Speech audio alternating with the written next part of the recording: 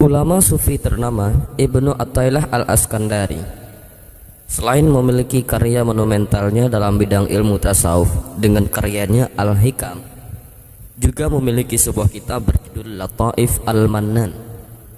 Dalam kitab ini, Ibnu Athaillah banyak mengungkapkan hal ihwal berkenaan dengan dunia tasawuf. Menurutnya, kedudukan wali di sisi Allah jika dibandingkan dengan kalangan awam sangatlah tinggi. Posisi itu telah dipertegas oleh berbagai teks, baik yang termaktub dalam Al-Quran maupun hadis. Salah satu hadis yang menguatkan tempat mulia wali di hadapan Allah ialah riwayat yang dinukil oleh Abu Hurairah. Disebutkan di hadis itu bahwa barang siapa yang memusuhi waliullah, ia telah menyudut perang. Kedekatan waliullah dengan Tuhannya pun diperumpamakan dengan pengibaratan bahwa segala pembicaraan, pendengaran, dan penglihatan wali itu bersumber dan selalu diawasi oleh Allah. Derajat yang diperoleh waliullah itu merupakan buah dari mujahadah yang mereka lakukan. Para waliullah mampu menaklukkan jiwa dan nafsu mereka semata-mata untuk Allah.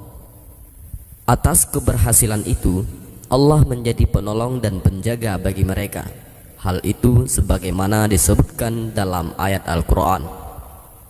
Dan barang siapa yang bertawakal kepada Allah, niscaya Allah akan mencukupkan keperluannya. Quran Surat At-Talaq. Dan salah satu kisah tentang wali Allah yang luar biasa adalah seperti kisah berikut ini.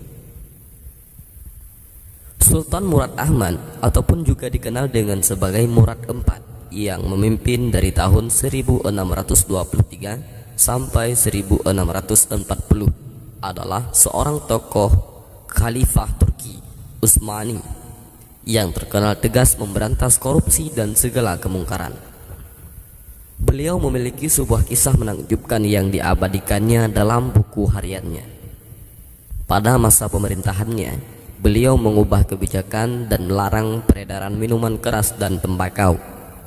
Ia bahkan memerintahkan hukuman mati bagi mereka yang melanggar aturan itu. Diceritakan, suatu malam sang sultan merasakan kegelisahan yang sangat dan kemudian mengajak pengawalnya keluar untuk ronda di jalanan.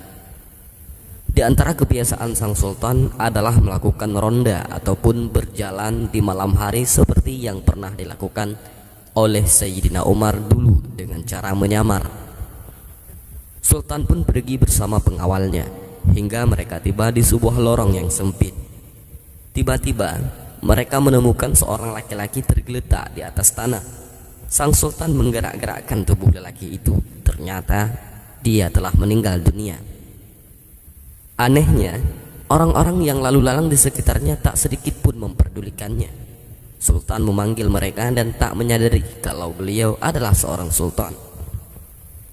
"Apa yang engkau inginkan?" tanya orang tersebut. Sultan menjawab, "Mengapa orang ini meninggal tidak ada satupun di antara kalian yang mau mengangkat jenazahnya? Siapa dia? Di mana keluarganya?" Mereka berkata, "Orang ini zindik, fasik, suka beli dan minum minuman keras dan berzina." Sultan menimpali, "Tapi bukankah ia termasuk umat Nabi Muhammad? Ayo angkat jenazahnya, kita bawa ke rumahnya," kata sultan yang menyamar jadi rakyat biasa itu. Mereka pun membawa jenazah laki-laki itu ke rumahnya. Ketika sampai di rumah, sang istri laki-laki itu pun menangis. Orang-orang yang membawa jenazahnya pun langsung pergi. Tinggallah sultan dan pengawalnya di rumah itu. Dalam tangisannya, sang istri berucap pada jenazah suaminya itu, "Semoga Allah merahmatimu, wahai waliullah. Aku bersaksi bahwa engkau termasuk orang yang saleh." Mendengar ucapan itu, Sultan Murad kaget. Bagaimana mungkin dia termasuk wali Allah sementara orang-orang membicarakannya tentang dia begini dan begitu, sampai-sampai mereka tidak peduli dengan kematiannya. Sang istri menjawab, "Sudah kuduga, pasti akan begini," katanya. "Setiap malam suamiku keluar rumah, pergi ke toko-toko minuman keras. dia membeli minuman keras dari para penjual sejauh yang ia mampu. Kemudian minuman-minuman itu yang dibawanya ke rumah lalu ditumpahkan ke dalam toilet sambil berkata, "Aku telah meringankan dosa kaum muslimin. Aku telah meringankan dosa kaum muslimin." Dia juga selalu pergi menemui para pelacur, memberi mereka uang dan berkata, "Malam ini kalian sudah dalam bayaranku, jadi tutup pintu rumahmu sampai pagi." Kemudian ia pulang ke rumah dan berkata kepadaku, "Alhamdulillah, malam ini aku telah meringankan dosa para pelacur itu dan pemuda-pemuda Islam." Orang-orang pun hanya menyaksikan bahwa ia selalu membeli khamar dan menemui pelacur. Lalu mereka menuduhnya dengan berbagai tuduhan dan menjadikannya buah bibir. Suatu kali aku pernah berkata kepada suamiku, "Kalau kamu mati nanti, tidak akan ada kaum muslimin yang mau memandikan jenazahmu, mensalatimu, dan menguburkan jenazahmu." Ia hanya tertawa dan berkata, "Jangan takut, bila aku mati, aku akan disalati oleh sultan kaum muslimin, para ulama, dan para wali Allah." Mendengar cerita itu, Sultan Murad pun menangis dan berkata, Benar, demi Allah, akulah Sultan Murad. Besok pagi kita akan memandikannya, mensalatkannya, dan menguburkannya." Akhirnya prosesi penyelenggaraan jasad laki-laki mulia itu dihadiri oleh sultan, para ulama, para wali Allah, dan seluruh masyarakat. Kisah ini mengajarkan kita untuk senantiasa berbuat baik dan tabayun terhadap sesuatu. Hikmah lain adalah Allah Ta'ala tidak akan mengabaikan orang-orang yang berbuat baik dan berjihad dalam kebaikan.